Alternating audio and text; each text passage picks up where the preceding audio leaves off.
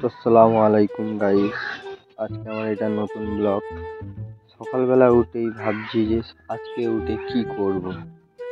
এরকমই ভাবতে ভাবতে উঠে পড়লাম। উঠে ভাবছি একটু পানি খেলে খুব ভালো হয়।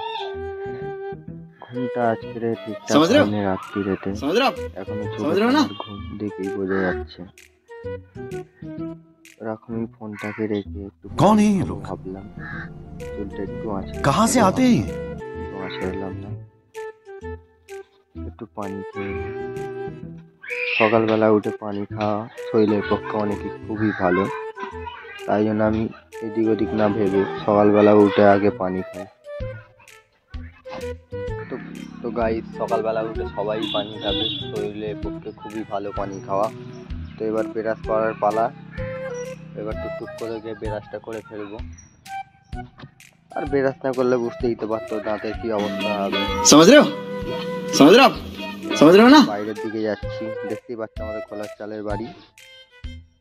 বড় মতো হাই দিয়ে দিলাম। এবার আমার বাইরের পজিশনটা দেখো।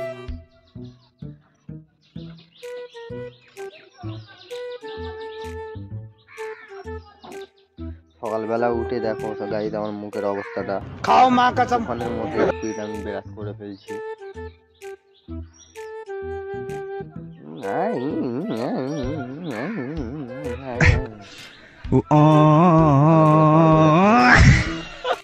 আর যেমনটা দেখলে তোমরা, সব কুকুরের বাচ্চাগুলো কিরকম ভাবে ঘুমিয়ে আছে।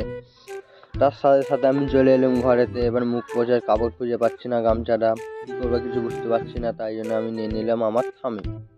থামিতে সুন্দরভাবে মুখটা পুঁছে এবার খাওয়ার মাথা মারছি। এবার বসে বসে কিছুক্ষণ ভাবলাম, ভাবার আর সময় নেই। এর জন্য একটু ভিডিওটা স্পিড করে দিচ্ছি গাইস। এবার যাবো খেতে। তো খাওয়া দাওয়া সেরে নিয়ে আমি বাইরের দিকে বের হবো ভাবলাম। বের হওয়ার আমার কাছে আর সময় নেই। সেই তো একদিন মরে যেতে হবে।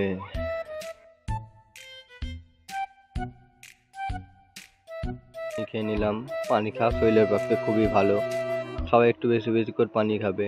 রুটিটা দেখো, এই রুটি আমি রোজই খাওয়া লাগে। গাইস, যার যার ভিডিওটা আমার ভালো লেগেছে চ্যানেলটা আমার সাবস্ক্রাইব করে যাবেন অবশ্যই। ততক্ষণের জন্য আল্লাহ ভরসা।